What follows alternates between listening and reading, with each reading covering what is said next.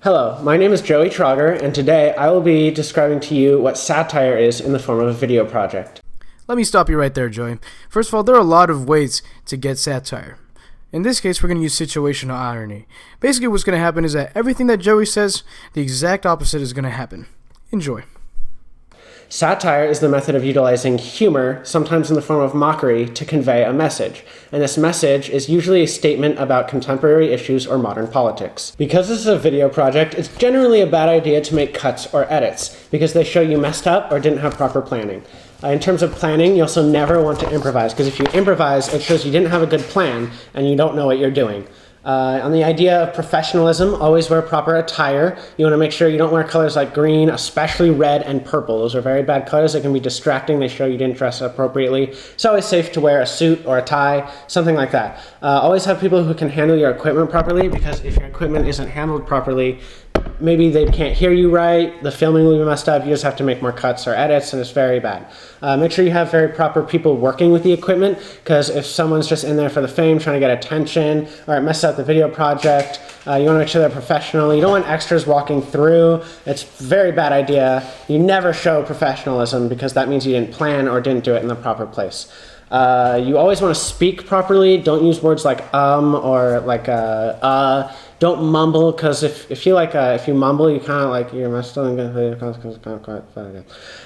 You also want to make sure that in terms of professionalism, you want to make sure that you never eat or drink. Water is usually okay, but if you eat or drink during filming, not only does it interrupt you, but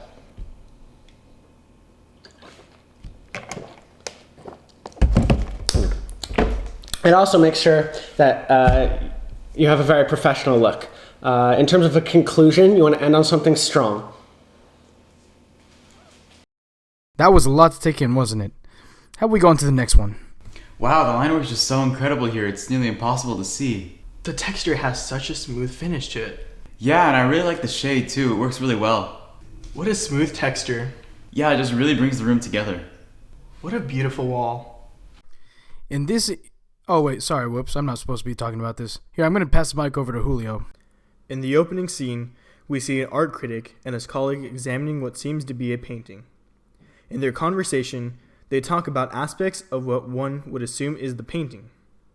Even though their opinions and observations could correctly apply to the paintings, towards the end, we learn that they are really talking about the wall. This is an example of situational irony, given the fact that the wall could be described the same way as a painting. This shows how the art critics complicate art more than it needs to be. Alright, so today we're going to be making a chocolate croissant. It's croissant. Croissant. And for our ingredients, we have whey chocolate protein powder, some salt, some organic honey, some apple cider vinegar, Pam cooking spray, Milano dark chocolate cookies, some Oreo thins, a single egg, recently divorced, some cocoa powder, crackers, sugar, olive oil, and last but not least, some flour. Now to combine all our ingredients, we're going to need a bowl.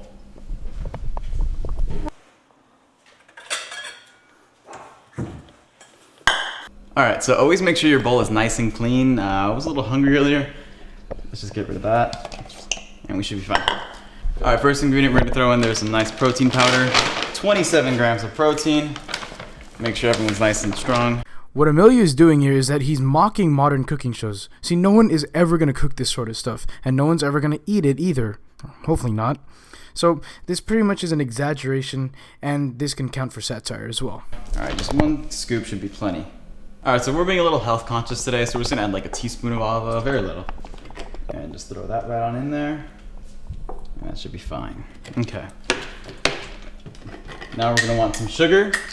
Just one packet of some raw sugar. And okay. Just some salt. Just a little squeeze of honey, fresh from the bees. And let's go with some cooking spray. All right. And now we have our crackers. And for our crackers, we want to make sure they're nice and crumbled, so go ahead and just open those up. Might get a little messy, don't worry about it. Grab your crackers. And that's going to be our base for our croissant. Apple cider. That's good. Now for the Oreos, my favorite. Alright. Seems we're out of Oreos. The box has Oreos on it, we should be fine. And now for our egg. Okay. Make sure you separate the yolk and the white from the shell, because you don't want those mixing. And that's good. I think that's everything. Oh, flour. Always need some flour. And that's all our ingredients. Now we need to throw it in the pan and we should be fine. See, everything that's happened so far and everything that he's about to do is so damn stupid that it's just not gonna happen. So this is why it's satire. Alright, so you're gonna wanna get your heat up to about a medium low. So just get your pan on, and right there should be perfect. Alright, next thing we're gonna do is grab our mixture, and we're to just put it right in. Alright, it's a little messy, but it looks about right. And now we're gonna get this going. Just let it sit in the pan for a minute while I grab a spatula. You want a nice even consistency. Let's get the Oreos out of the way. Now what's important is to incorporate your cider with your olive oil and the egg. Clearly the best way to heat it is with the oven off. Yes. Oven off. You're gonna set your oven to about 350. And let's see. So bake, 350, perfect, and just starts. And so while the oven's preheating, you can already get your mixture in there. So just put this right in the oven. Don't forget to leave the spoon in for that extra iron. And in about 10 minutes, we should have a perfectly good croissant. Alright, so after about 15 minutes, your croissant should be done. And yep, that's why we put in the eggshell. Feels like Christmas. Let's open this up. And there we have it. 2 perfectly cooked chocolate croissants. And for plating, just throw it on any old plate. Let's get this right over here. And I forgot to use our cocoa powder and dark chocolate, or you thought I forgot to use it, but actually we're going to just crumble that right on top of our croissants.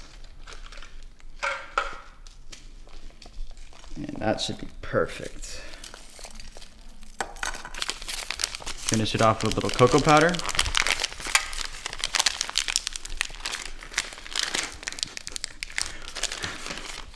Alright, and just a sprinkling of cocoa powder. Just a tad. Perfect. And that is our finished chocolate croissant. And I know you guys are all thinking about it. I'll try it for you.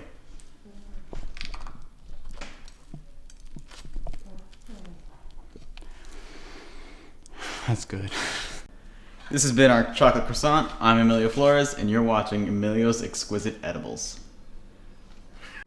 Since FBI Director James Comey's firing, there has been an increase in suspicion of President Trump's ties to Russia. This scene is an example of political mockery. The subject of ridicule is Trump's firing of Comey during his investigation of the president's ties to Russia. This action further increased the suspicion of the public. Through exaggeration, we can see the stupidity of Trump's decision to fire him.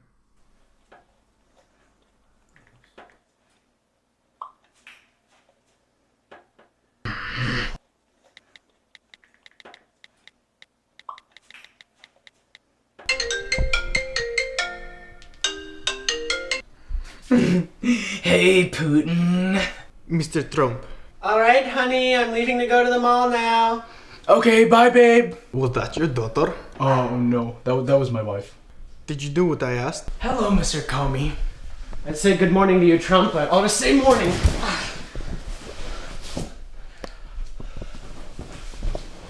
We have much to discuss regarding the current investigation between you and Russia. Well, Mr. Comey, there is nothing to discuss because you are fired. What did you say to me? Mr. Comey, I never repeat myself. Do you understand that? I never repeat myself.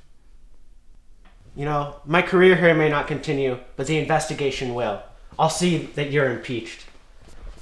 Well, how about I impeach you? Mr. Trump, you'll see my testimony in court. Yes, anything for you. Don't you think it's a little suspicious to fire him during the investigation? No. We'll just build a wall around all the smart ones. Most of the people are dumb. Well, if you're going to do that, make sure you have the EU pay for it. It's becoming a little bit of a problem. You know, I'm very proud of you. You're doing well. Keep up the good work, and I'll make sure that you have a place in Russian history. Goodbye, Mr. President.